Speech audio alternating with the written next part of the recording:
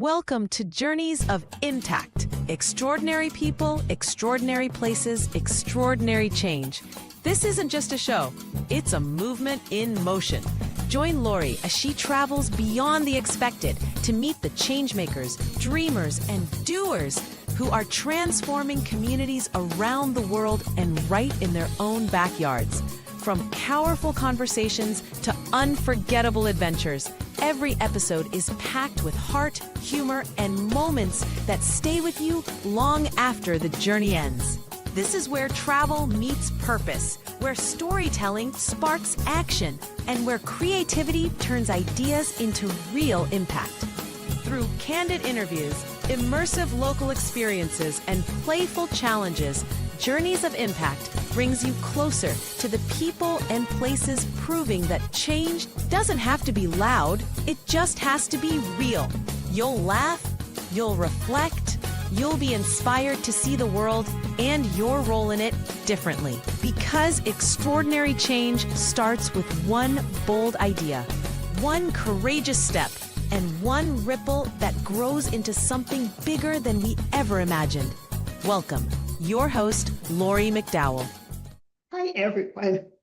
It's Lori here, and welcome to this episode of Journeys of Impact, Extraordinary People, Extraordinary Places, Extraordinary Change. This episode, rather than have any guests, I would like to share a little bit about my story, my why I do what I do, and also about how transformational retreats can change lives. They make a huge difference, and I thought I would share that. We started off this series with being at places. We had the episode from Utila, the episode from different places, traveling around the Marketers Cruise, being in Long Beach, California, and some other places. And we will have some more episodes as I travel. But I thought it would be great to share a little bit about myself, because you're watching my show. You know I love to travel. You know I love retreats and go incredible places. And I realized you don't know a whole lot about me and who I am and where I came from. So I thought I'd share that in this episode. So let's start at the very beginning. I grew up in Hasbrook Heights, New Jersey, and I actually filmed some footage the last time I was there, which will be another episode of Hasbrook Heights today. I moved there, my family moved there in 1968. I was 5 years old. My sister had just been born. My parents bought a house. They bought a two-family house. And my mom and my dad and my sister Stacy and I lived downstairs in the first floor. And then upstairs, my aunt Mary Lou and her husband Joe and my cousin Dina, who was about 6 months younger than Stacy, lived up there. So it was kind of a family house. Interesting, about 10 minutes away, my grandmother and grandfather lived upstairs in a two-family house, and her brother, who was married, her brother Molly, who was married to, or his brother Mike, who was married to her sister Molly, lived downstairs. So back then, two-family houses and living in big Italian families was very common. And we were a very close Italian-American, North New Jersey family. I had a happy childhood when up until the time I was about 4.5 when Stacy was born. I had a really amazing childhood. I was the first child, the first grandchild. I was, the center of attention. My Uncle Mikey, who was big into pictures, used to take pictures of me all the time. We lived in the city of Hoboken, where a lot of our family lived, and we were always going for walks on the avenue, me in my fancy clothes, all dressed up, and me in my baby carriage. So I truly was kind of the center of attention. I think I was the me that wanted to be out there and visible, even as an infant. And then, things started to change as I got older. When my sister was born, she was not an easy child. She cried a lot. She was always a little more, I was the easy child. I slept through the night at a very young age, where my sister was not. So she was the child that took a lot more attention. So I ended up being on my own more. I also started school. I loved school. I was very smart. Yet school was hard for me, I guess, because, I don't know, I was so used to being on my own. I remember in kindergarten getting an I for improvement needed and get it along with others. And I think even from then, I thought like, maybe I'm not a good person. I'm bossy. So your average, things that get in your head, those scripts, those stories that you start with. Yet it was still a more or less happy childhood. I was chubby as a child. My nickname was my maiden name was Lori Tori. That's another story. My parents, my mom named me Lori Ann after a baby on a soap opera. She loved the name. And they never put it together and realized that maybe there's an issue with Lori Tori. When I went to school, I realized my name rhymed, first time ever, because who calls you by your last name? Then I went to school and it was like Lori Tori, Lori Tori. And as I got chubby, and I was chubby and I was very smart, and kids are cruel, they nicknamed me Two-Ton Tori. Now, I didn't let it get to me back then. I think it probably did, but I laughed with them, even though inside I was probably crying. I was still athletic. I still had friends, yet I wasn't popular. I wasn't the girl that all the boys wanted to, hang around with. I was tall. I was as tall as I am now in like fourth grade. So I was the big girl, the tall girl. Played basketball. That was good. Yet I still, wasn't always, even though I was somewhat athletic because I was fat, I was never picked first for teams and everything. And it definitely affected me later in life. I didn't realize at the time, but that definitely affected my value, affected how I saw myself. For years, I looked in the mirror and it didn't matter what I looked like. I looked like that fat little girl, Two-Ton Tori. Um, Yet I still had a happy childhood. And then when I was in high school, was really the first major tragedy. My sister Stacy was in eighth grade, and as I said, she was always more of a troublemaker than I was. And she was smoking cigarettes. She was out on a Friday night with her friends, and she had an asthma attack. They were at the roller rink up in Route 17 in Paramus, and this was before cell phones. So my sister was with her friends, Kitty and Paula and Mary, and Paula's father was a doctor. So when my sister had an asthma attack, they figured they would call him. And they didn't know no cell phones. They tried to get back in the roller rink to use the payphone. They wouldn't let him in. So they decided to go to the diner across the highway. Route 17 is like 3 lanes in each side with a divider in the middle. Speed limits like 50 miles an hour, and cars are not expecting to see people crossing it. You have to climb over the divider. Well, they crossed the highway, climbed over the divider, made it to the other side. They got to the diner, called Paula's father, Dr. D'Amico, and he told her what to do to calm down. And they were on their way back across the street to wait for my mom to pick them up. And my sister was hit by a car. So was Paula. Paula broke her arm, and Stacy was thrown into the divider. Her head hit the divider.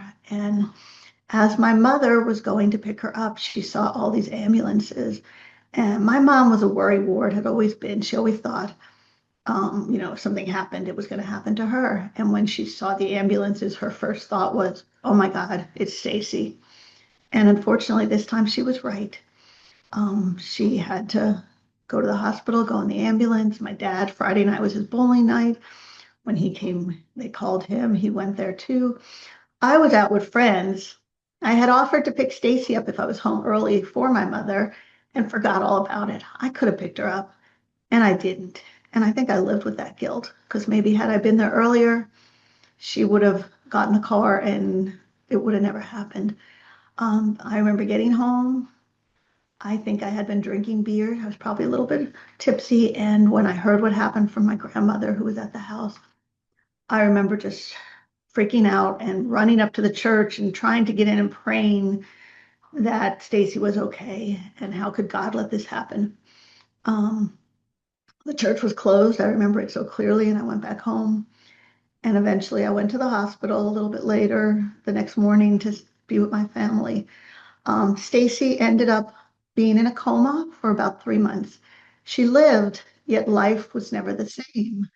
Um, she's 57 now, going to be 58 this year, and she's happy in some ways, but she's needs to be taken care of. She has traumatic brain injury. She's still living like that 13-year-old kid watching those 70s and 80s television show. She has a great long-term memory, no short-term memory, and she can't care for herself. So she'll, for her whole life will need to be taken care of.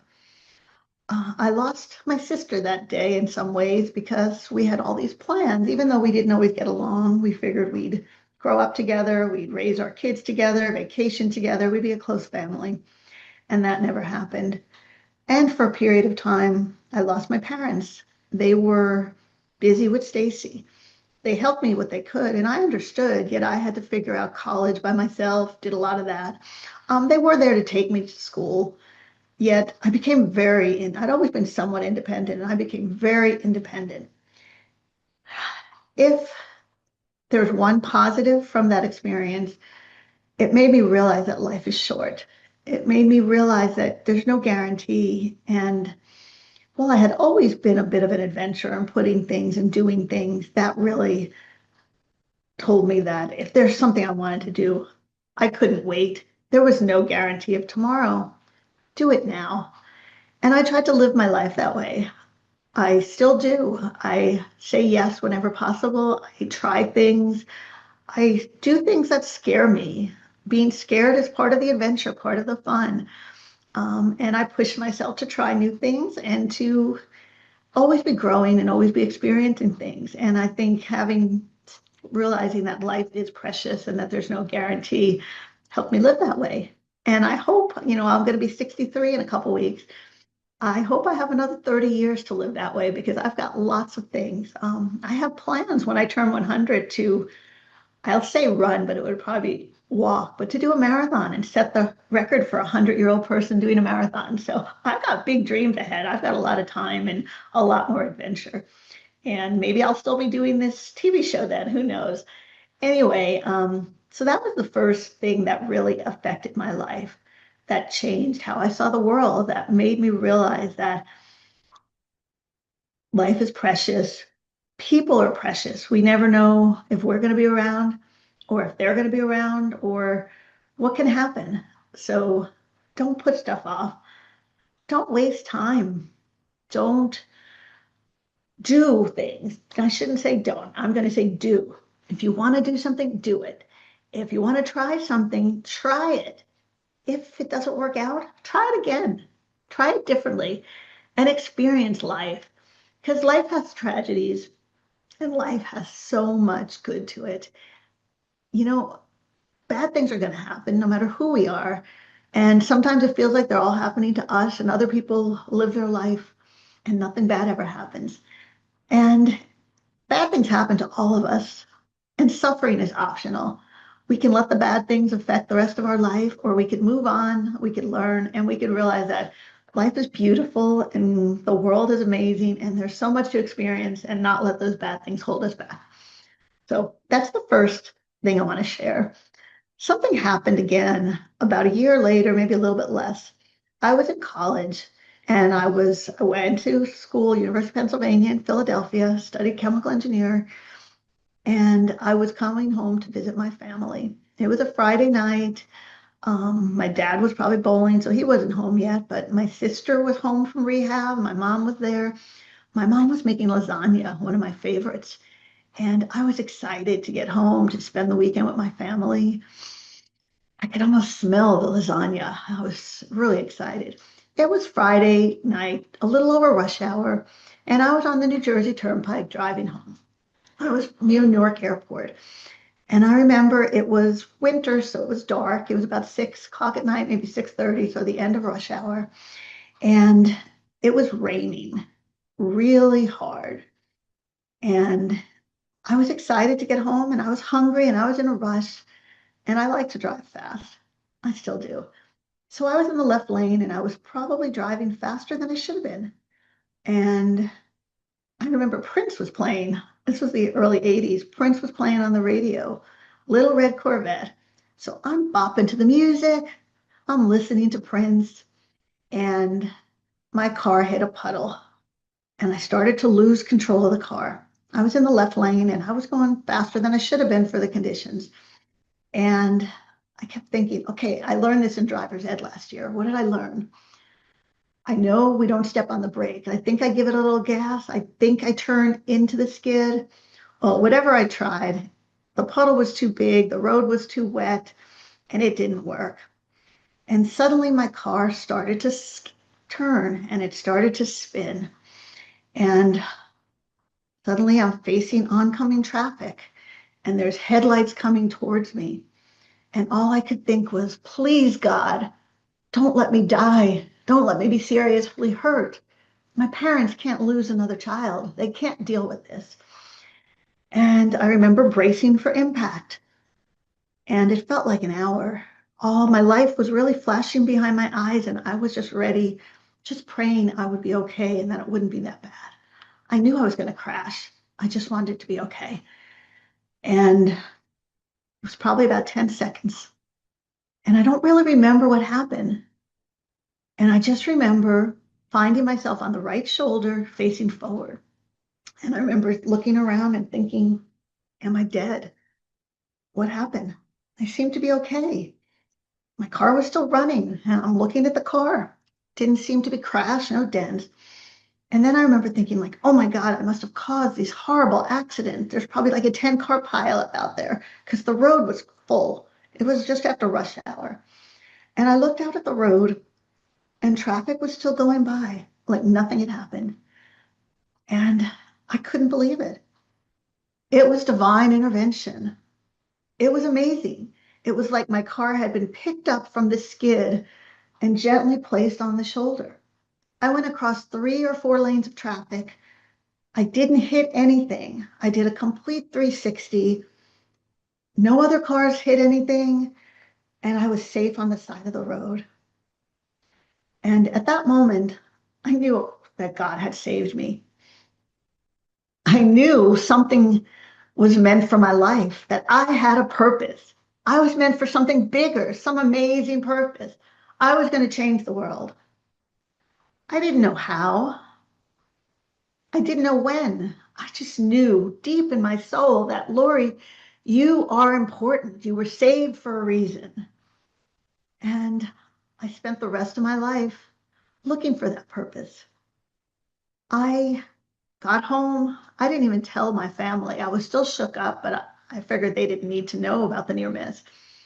And maybe they'll learn about it. If they read my book, my mom might have read it. I have it in there. I don't think my dad ever knew. And I was always looking for that purpose.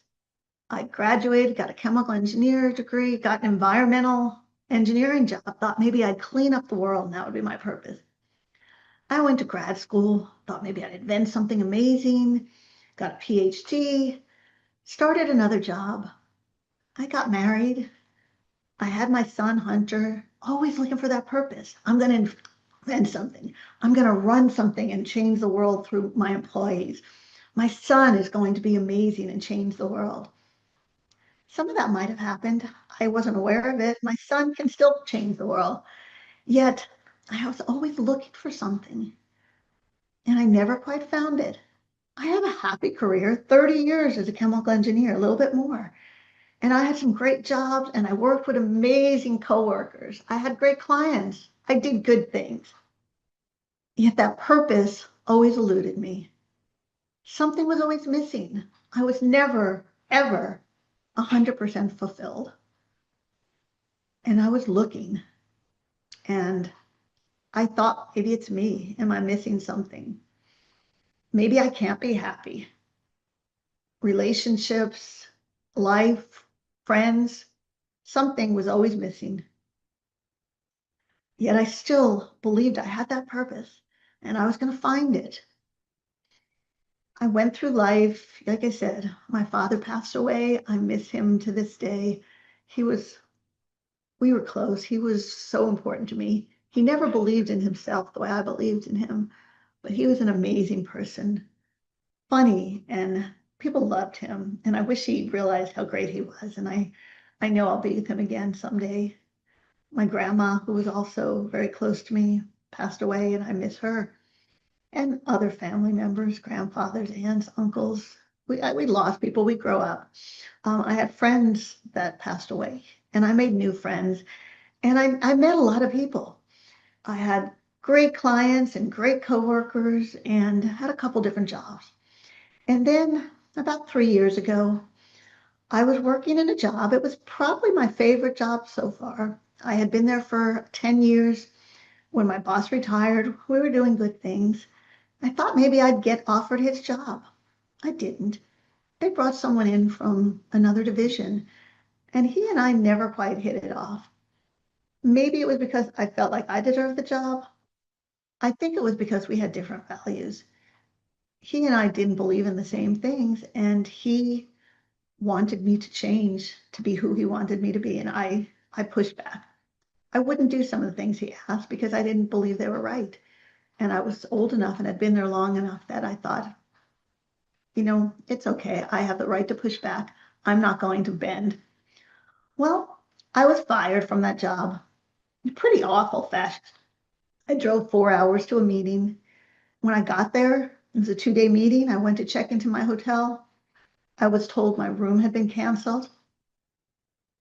And when I met with my boss, thinking we were just going over something, I was told I was fired and I would be paid to the end of the day. They found some reasons to fire me. They weren't valid. They were trumped up reasons that they came up with. And they told me to go home, turn in my laptop and my company credit card and go home. I was shocked. I was the highest ranking woman in that company from a technical perspective. I had been on the call that morning with my boss, and we had talked about how, with the biggest customer we ever got that brought in, I had brought in 3 new customers in the last 6 months and was told what a great job I was doing. Yet they wanted to make an example of me. They fired me in this public place. The next day, people would know that I was at the hotel and I was gone. I would be the talk of everyone. What did Lori do? Why'd she get fired? I was angry. I was treated with such disrespect, and I had been there 11 years. I had given so much to that company, and I was scared. I was the breadwinner. It's about to turn 50, 60. My son was in college. How was I going to pay the bills? Who's going to hire a 60-year-old woman? When I was driving home, I was a mess. I called friends, family, told them about it. I even called some coworkers. I wanted them to hear it from me. And I was going through road rage. I was angry. I was confused. I was upset. I was a mess.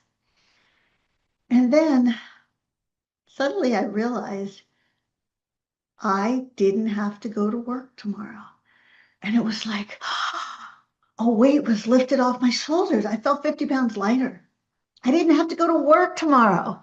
And it was like, I was free. I didn't love this job anymore. I dreaded it because of what I was being asked to do. And now it wasn't the company and the job I used to love. And now I didn't have to do it anymore. I was given this gift. And after that, I realized it was like a voice spoke to me.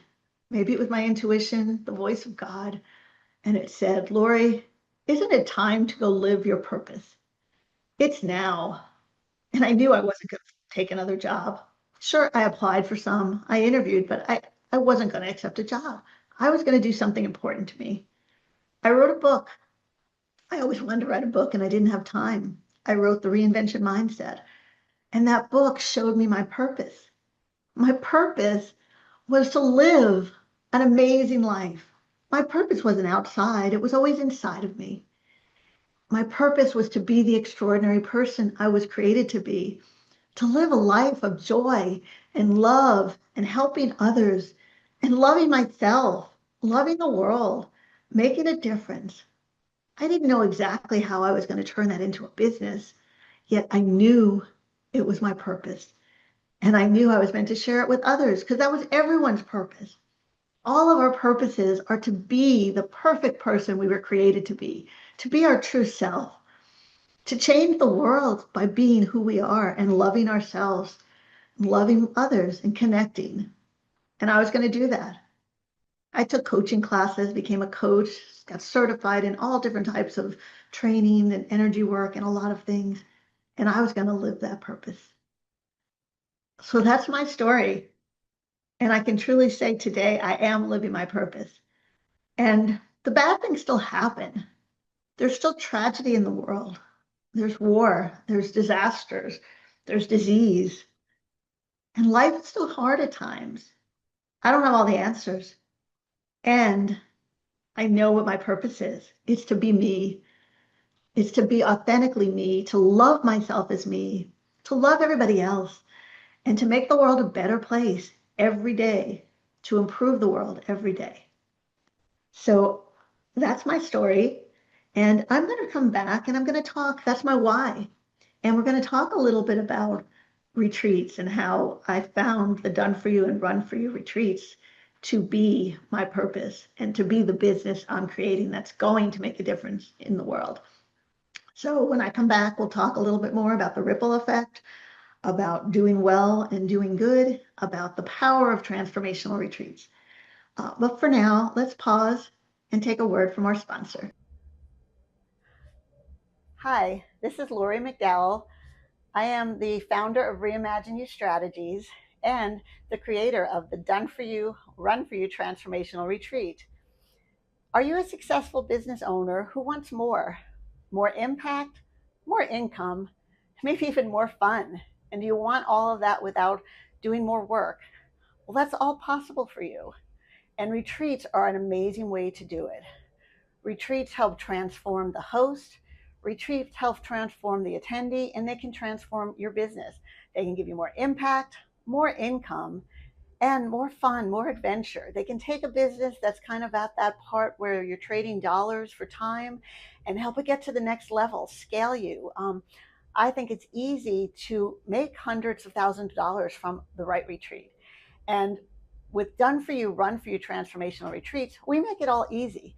We do all the planning, all the logistics, all the work, facilitating, help you with the sales, basically everything, so that all you have to do is show up and be magical. We take your purpose, your vision, and turn it into an experience that transforms you and your clients. So if you're interested in learning more about Done For You, Run For You Transformational Retreats, please check us out, www.reimagineyou.net, or email me, lmcdowell@reimagineyou.net, or you can book a call at booklori, Lori.net. So booklori.net.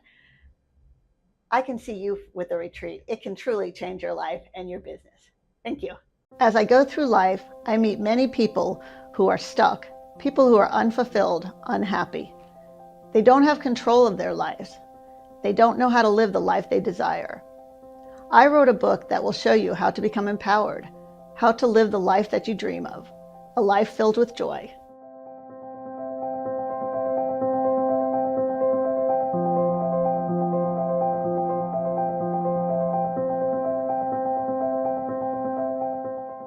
This book explores the intersection between trauma and being stuck. It embraces that you are empowered to live the life you desire. It'll help you get past that. It'll help you find joy. We all have the power to live the life we desire. We are worthy, we are capable, and we can do it. I was inspired to write this book because I met so many people who were stuck, people who didn't know how to get out of their own way. I was there myself. It wasn't easy, but now I'm living the life I'm happy with. I made the changes, and I'm empowered to take control of my own life. I can't control what happens to me, but I can control how I react to it. The world is a joyful place. It's full of opportunities and possibilities. This book will help you find that joy. This book includes stories of the heroes who live among us, people who have faced unimaginable tragedy, and they've got beyond it. And now they live a fulfilling life, a life full of joy, a life full of happiness, and they help others do the same. In this book, you will hear their stories, you will meet them, and you will learn from them. This book looks at what traits these people share. It looks at what enables them to get over the incredible obstacles they have faced. It looks at what helps them succeed. I also share my stories. One of the coolest stories was when I was in South Beach with my mother. I was staying at a very trendy hotel, and as we were going out for dinner, I just felt really subconscious. I didn't have anything to wear that would fit in this area. We decided to go to the bar and have a drink. As I'm sitting down there, I'm looking around at all the beautiful, trendy people around me. And suddenly I thought to myself, wait a minute, Lori, you're happy with who you are. Why do you care what they think? I suddenly felt better. I felt confident. I didn't care that I didn't look like them. I didn't have to look like them. And an amazing thing happened. I started talking to the bartender. I started talking to the people around them. I told them I'm an author and I'm taking notes for my book. Suddenly, I was the interesting person in the bar. They were asking me questions. I was the cool, trendy one. What an amazing change. You can make changes like this as well. My perspective on this book is unique because I have lived there. I have been in a place where I was unhappy. I was fired in a horrendous way, but I got past that. It inspired me. Today I am living the life I desire, but it hasn't always been that way, and it isn't easy.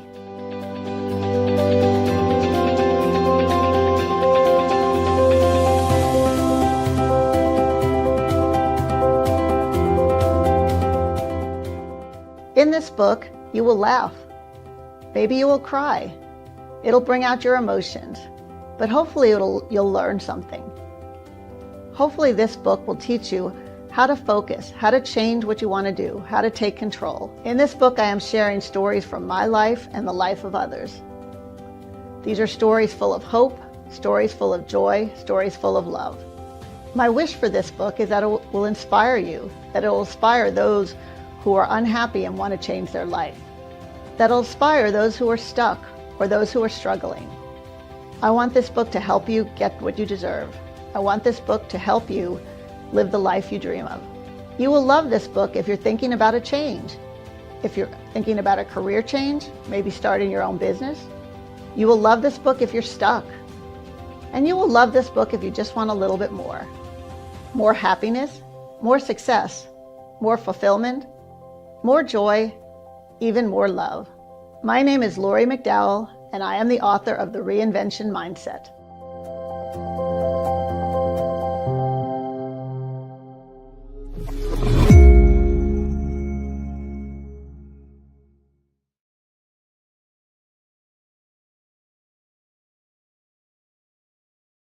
I hope you enjoyed hearing my story. I enjoy sharing it. I hope it inspires people. I think when I told the story of being fired the first time, it was amazing how many people had similar experiences where they were fired. Well, most of them had not drove 4 hours, but they were fired in these horrible ways. And I'm always grateful for that, because had I been fired in a regular way, had I been laid off or given a severance package, I probably would have not thought about it. I might not have gotten that download. I might have just taken another job and I wouldn't be where I am today, which is happy, which is no matter what happens to me outside, I still have joy and love and peace, and I know everything will be okay inside.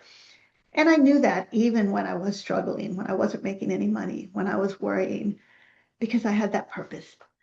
So the next thing is, how did I find, I always knew I had a purpose, and I knew my purpose was to change the world, to spread joy and love and adventure and fun, because those things are important to me. Yet, how did I figure out that done for you and run for you retreats would do it? Well, I used an ancient process called Ikigai. It's a Japanese process for finding your purpose. I modernized it a little bit. But basically, you write a list, all the things you're great at. And they don't have to just be business or work related. They could be anything. I'm great at cooking. I'm great at reading. I'm great at computer program, whatever applies to you. You make that list and you spend some time putting everything you can think of. And then you set that list aside. Then I waited the next day. You make another list. And this is a list of all the things you love to do, all the things you love. Could be hanging out with your family, playing poker, gambling in a casino, travel, coding, writing, speaking, everything you can think of. And then you put that list aside. And then you make a list of what does the world need. These kind of are your values, because the world needs what you value, really. That's what you're going to come up with. For me, it was things like joy and love and connection, peace, tolerances, accepting, fun, love again, love for self, love for others. What does the world need?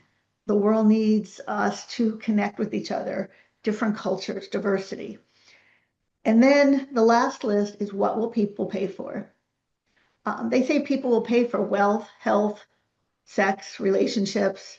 Some people will pay for fun and joy and peace. People will pay to stay out of jail, compliance. People will pay for saving money, especially corporations. People definitely pay for making more money.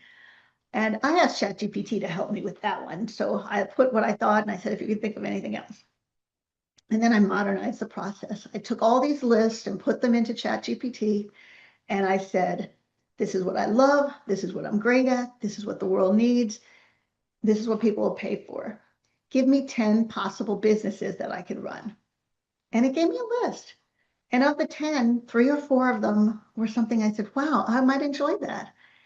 And I spent some time with the list, reviewed it with one of my coaches, and the Done For You retreat just stood out there because I love travel. I love connecting, teaching, being in a big group. I love experiencing different worlds.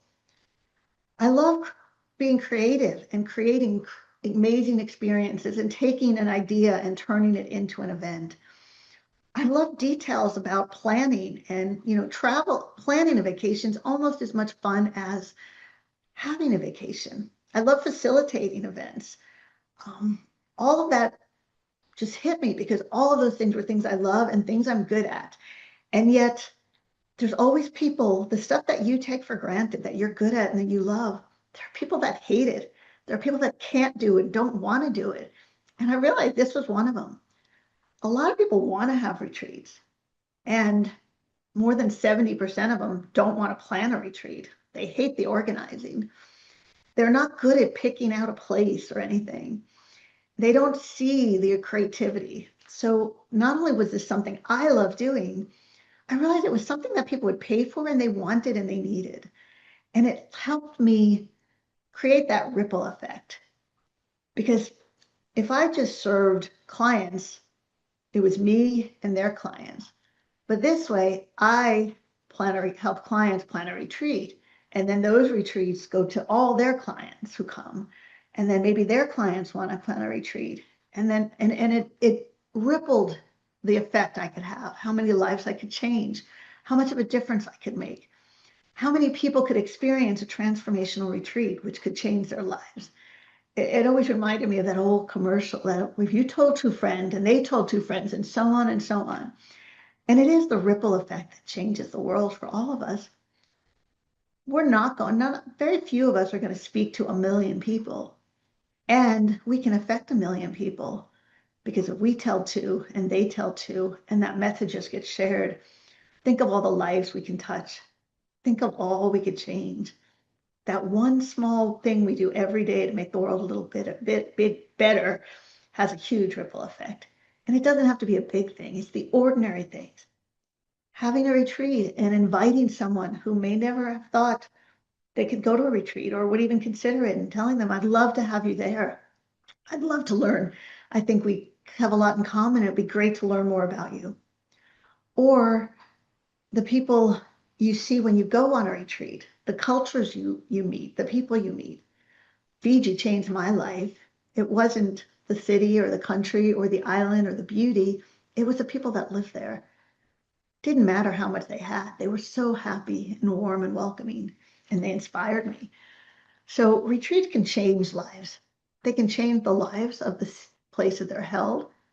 They can change the lives of the people who attend. People who have a transformation, they leave as someone new. They realize something about themselves they never knew before. They learn something that helps them grow their business or make their life better, make the lives of others better. They connect with someone, connection. They meet a new best friend, a client, someone they want to work with. There's so many ways retreats can change lives. The activities, the time you spend with yourself, the getting out of that every day, all of that changes lives. It's why I love retreats so much. And I think everyone should go on at least 1 retreat a year, preferably 2. And that's why I love helping people run them, because I can't run them all. I don't want to run them all, yet I love planning them. And there's so many creative ways to have a retreat meet your purpose. I've thought about hosting retreats for pet owners and their dogs, for writers, for artists, for people who just like to get things done. We could have a get it done retreat. Retreats can be have a mastermind. There's nothing you can't plan a retreat for. And that creativity is so much fun. And people have incredible experiences. And the retreat becomes theirs. It's custom. The retreats I do are very custom. And they change lives because they take your purpose and they turn it into an event. And they share with the attendees and the world who you are and what you stand for. And that makes retreats profitable too, because when you're a host at a retreat and people come and they have an amazing time and they get breakthroughs and transformations and they see their life changed, they want to spend more time with you and they want to buy what you're offering, whether it's a mastermind, a coaching program, or just another retreat. And you owe it to them to offer that. If you don't, you're letting them down because they want what they've got during that retreat. They want more of it. And by offering what you have, you're giving them that. So by making an offer, you're giving them what they want and what they need. And they're ready to buy it before you even make it. And I think that's so important that I incorporated it into my program where I love sales. I've been in sales for a long time. I was lost a little bit when I was trying to sell something I didn't want to do. Yet now I sell for myself and others. And after done for your retreats, I will sell your program. I will help that retreat be profitable. Because the more profitable your retreats are, the more retreats you can have, the more impact you can have, the more you can grow your business, grow your influence, the more people's lives you can touch. And that's the ripple effect. The more lives you touch, the more lives they touch, and the better we change the world. Even if it's just 1% a day, think about that, how much of an impact we can have. So that's one way retreats transform people. They transform lives. And it's not even just the people who attend and host, it's the lives they transform. Because once you know yourself better and you love yourself and you become the person you want to be, you can have a bigger impact. Whether it's a retreat, a corporate job, a coaching program, whatever you do, you can have a bigger impact after attending a retreat. Whether you have a retreat or not, they change lives. And there's another way retreats change life. I call it the give back effect. And I incorporate it into every retreat I plan, as long as the host will allow me. And I definitely incorporate it into my retreats. You see, most of the people I work with, they're heart-centered. They love to give. And this sometimes makes it hard for their business. They say the average coach makes less than $50,000 a year. That's sad.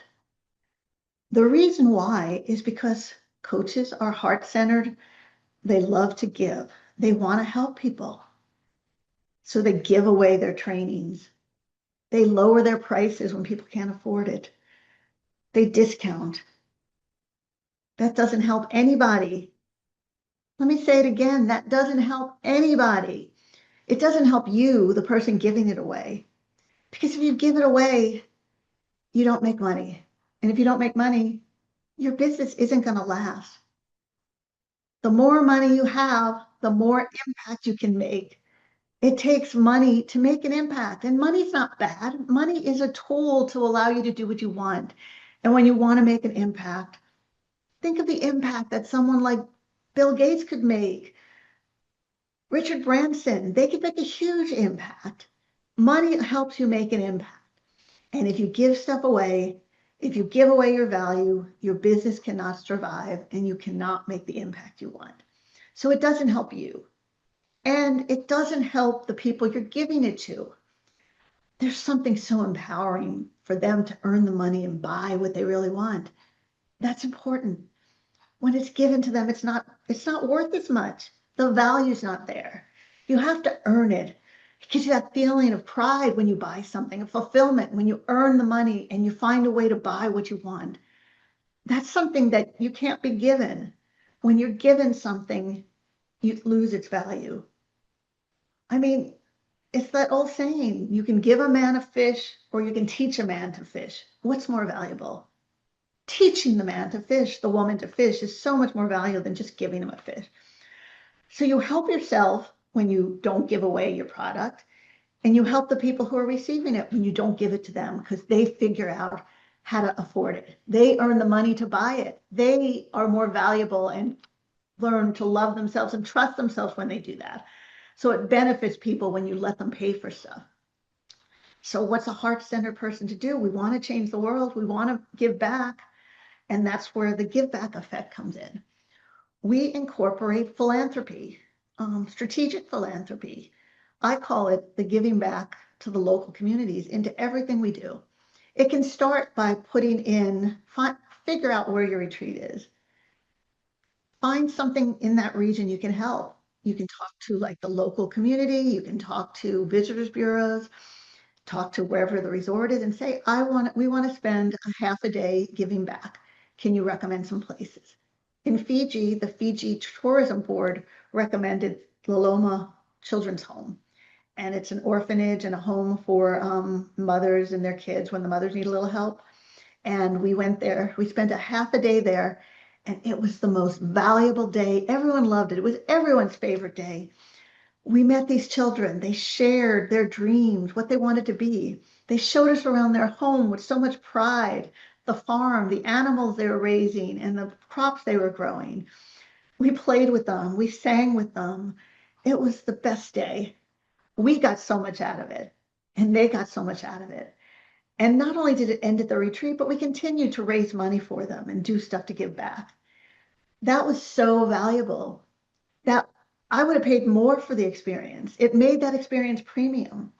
So you give back to people who really need it, and you charge more because it's a premium product. The people that attend, they get to feel that joy of giving back.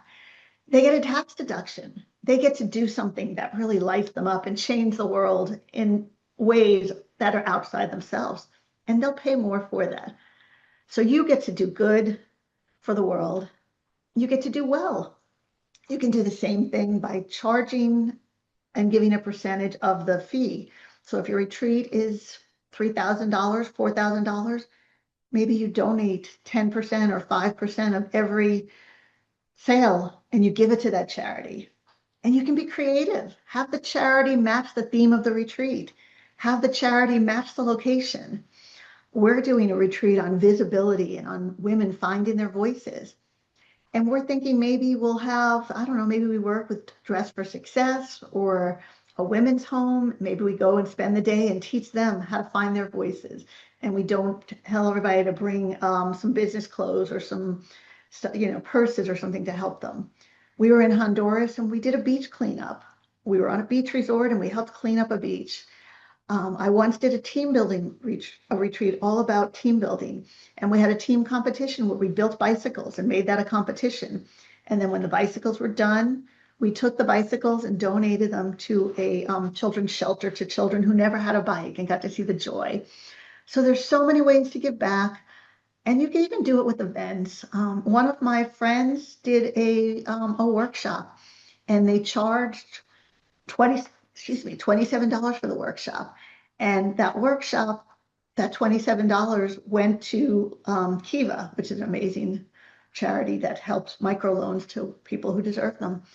And they had an option. You could pay the $27 and it went to Kiva, or they had a coupon code to get in for free. Well, something like 75% of people paid the $27 and that money went to Kiva. A few people took the coupon code if they didn't have the money, yet more people wanted to give back. So that's what I call the give back effect. It's a way that you can charge a premium price for your event or retreat, that you can give back to people who really need it, and that those people who get it are not receiving charity. Because if you need charity, it's helpful. Yet most people don't want to receive charity. They get so much more from giving than receiving. So you can give where it's really needed, and you can receive by being able to give and by investing in yourself and by paying for the value you're getting, because that makes it so much more valuable. So that's a little bit about retreats. As I said, if you want to host a retreat, connect with me. Let's talk about it. I'll have a free call for anyone who wants to host a retreat. Book Lori.net and let's talk about your retreat. That's book Lori, Lori.net. You can book a call with me. And even if you don't want to host a retreat, consider attending. Do it for yourself. Give yourself a gift. Find a retreat that resonates with you and attend it. Let it change your life because retreats really can change your life. And through the ripple effect, when you change your life, you change the world. Well, that's it for today's episode. I hope you enjoy it. I love you all. Thank you for watching. The show notes will have all the information. Reach out to me. You've got my contact info. Book a call, booklori.net. Tell me what you think in the comments, and I hope we can connect. I hope to see you at a retreat, and go out there, be the extraordinary you are. Love yourself and live your purpose. It's already inside you. It's just to be the best you can be. Have a fantastic day. As this journey comes to a close, remember, impact isn't found in grand gestures alone. It lives in the conversations we start, the connections we make, and the courage we choose along the way. Today's episode is proof that extraordinary people can create extraordinary change in extraordinary places. And often, it starts closer to home than we ever imagined. So wherever your journey takes you next, lead with purpose, stay curious, and don't underestimate the power of one bold step or one meaningful ripple. If you loved what you heard, please take a moment to like, share, and follow. It's the best way to stay connected and be the first to know when new episodes drop. Until next time, keep moving forward because the world is waiting for what you bring to it.